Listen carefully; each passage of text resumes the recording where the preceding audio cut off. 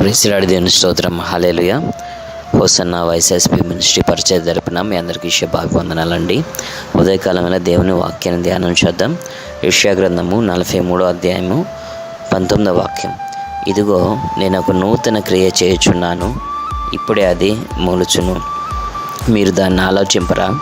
నేను అరణ్యంలో త్రోవ కలుగు చేయుచున్నాను, ఎడారిలో నదులు పారు చేయుచున్నాను. నేను ఏర్పరచుకున్న ప్రజలు త్రాగుటకు అరణ్యంలో నీళ్లు పుట్టించుచున్నాను, ఎడారిలో నదులు కలుగు చేయుచున్నాను. ప్రేమ దీని బిడ్డలారా, దేవుడు ఉదయకాలం వేళ మీతో మాట్లాడుతున్న మాట ఏంటంటే, మీ కొరకు నేను ఒక నూతన కార్యము చేయడానికి నేను సంసిద్ధమై ఉన్నాను అంటున్నారండి. అట్టి నూతన కార్యము ప్రభు మీ జీవితంలో జరిగించునుగాక.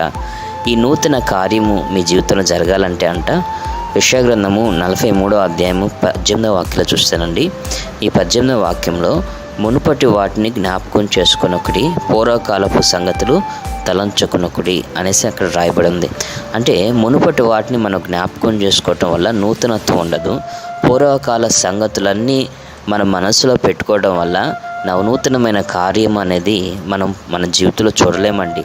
క్రీస్తు యేసునందున వారు నూతన సృష్టి, పాతవి గతించును, క్రొత్తవి ఆయను అన్నట్లుగా ఏమండి. అలాగే సామెతల గ్రంథంలో సొలొమోను అంటాడు, నీతిమంతుడు చిగురాకు వలె వృద్ధి చెందును అన్నట్లుగా ఈ ఉదయకాలం వల్ల నీవు ప్రతి విషయంలో దైవ కార్యాలు నమ్మే విషయంలో నీవు నీ ఆత్మీయ అక్కర అవసరతలు కొరకు నువ్వు ఏదైతే ప్రార్థన చేసావో ప్రభు కాడ, ఆ ప్రార్థన యొక్క కార్యాలు నువ్వు పొందేంత వరకు కూడా నవనూతనమైన ఆలోచన చేత, నవనూతనమైన దైవ ప్రేరేపణ చేత 12 సంవత్సరాల రక్తస్రావం కలిగిన స్త్రీ ఆయన వస్త్రాన్ని ముట్టుకుంటే చాలు నేను బాగుపడతా అనుకుందా, కానీ 12 సంవత్సరాలు నేను ఎన్నో తిప్పలు పడ్డాను, ఈ బలహీనత నుంచి నేను బయటపడలేదు కదా అని అనుకోలేదండి. యేసు వైపు కాడి వెళ్ళి యేసు వస్త్రాలు అలా తాకి ఆమె ఒక అద్భుతం చూచింది. ఉదయకాలం వేళ మీరు కూడా మునుపటి వాటిని మీ మనసులోంచి తొలగించుకొని, దేవుడు ఈరోజు నాకు కావలసిన ఆరోగ్యము, ఆహారము, విజయము, నా ప్రయత్నాల్లో గొప్ప విజయాన్ని, నా యొక్క అడుగులలో ఆయన సన్నిధిని నాకు తోడుగా ఉంచాడు అని నువ్వు పరిపూర్ణంగా నమ్మినట్లయితే, నమ్ముటి నీ వలనైతే నమ్మువానికి సమస్తమును సాధ్యమే అని ప్రభు చెప్తున్నాడండి. ఉదయకాలం వేళ ఈ వాక్యం వింటున్న నీవు ఎటువంటి పరిస్థితులతో పోరాడుతున్నావో, ఎటువంటి శోధనలతో పోరాడుతున్నావో, ఎటువంటి రోగాలు, ఎటువంటి ఆర్థిక ఇబ్బందులతో నువ్వు పోరాడుతున్నావో నాకైతే తెలియదు, కానీ సాహస కార్యాలు జరిగించిన దేవుని హస్తము నీ ఎదుట ఉన్న ఎడారిని జీవజలాలుగా మార్చునుగాక. ఆయన ఏర్పరచుకున్న ప్రజల నిమిత్తము ఆయన నూతన కార్యాలు చేస్తానని వాగ్దానం చేస్తున్నాడండి.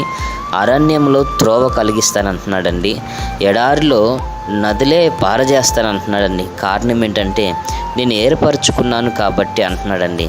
యేసుప్రభు అంటారు, మీరు లోకం నుంచి ఏర్పరచబడిన వారు అంటారండి.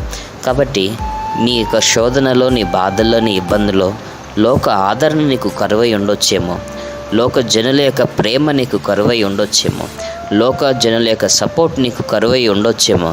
సర్వశక్తి కలిగిన దేవుడు నీకు తోడై ఉన్నాడన్న ఆ ఆలోచన చేత నీ కాలాన్ని నువ్వు గడుపుతున్నట్లయితే, నా దేవుని హస్తము నువ్వు అడుగు పెడుతున్న ప్రతి చోట గొప్ప విజయము అనుగ్రహించి నిన్ను ముందుకు నడిపిస్తుందన్న వాస్తవాన్ని గ్రహించాలి.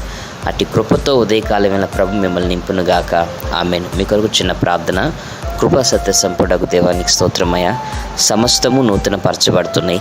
ఆ రీతిగా నీ బిడ్డల జీవితాల్లో కూడా నూతన కార్యాలు జరిగించు. సంవత్సరములు జరుగుచుండగా నీ కార్యాలు నూతన పరచని అన్నట్టుగా నా తండ్రి, నీ బిడ్డల జీవితంలో నీ కార్యాలు నూతన పరచు. నూతన అభిషేకముతో నీ బిడ్డలైన వారు నింపు. అక్కర అవసరతలు తీర్చు. కన్నీటికి నీ యొద్ద జవాబు ఉన్నది నా ప్రభువా. నీ బిడ్డల కన్నీళ్లు వ్యర్థం కాకుండా ఉదయకాలం వేళ ఈ వాక్యం విని ఒక నూతన కార్యాలు నీవు చేస్తావని నమ్మకంతో నీ బిడ్డలు ఈ ప్రార్థనలో ఏకీభవించి నీ బిడ్డల అడుగులు ముందుకు వేయచుండగా, నీ బిడ్డల పని పాటలలో నీ హస్తం తోడుగా ఉంచి ఆరోగ్యం, క్షేమం, విజయం అనుగ్రహించమని నా ప్రభా, నీ కృపా కాపుదల్లో నీ బిడ్డలైన వారిని భద్రపరచమని నజరుడైన యేసు నామమున ప్రార్థిస్తున్నాం తండ్రి. ఆమేన్. తండ్రైన దేవుని ప్రేమ, తన కుమారుడైన యేసుక్రీస్తు కృప, ఆదరణకర్తైన పరిశుద్ధాత్మ దేవుని అన్ని సన్నిధి సహవాసం కృపయు ఈ వాక్యం ఉన్న ప్రతి ఒక్కరికి తోడై ఉండి తలచిన ప్రతి కార్యములలో విజయం అనుగ్రహించి కృపనిచ్చి నవనూతనమైన కృపా దీవెనల మేలు చేత నా ప్రభు మిమ్మల్ని నింపి నడిపించునుగాక.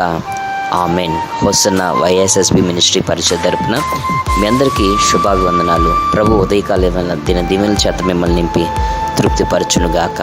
Amen, amen, amen.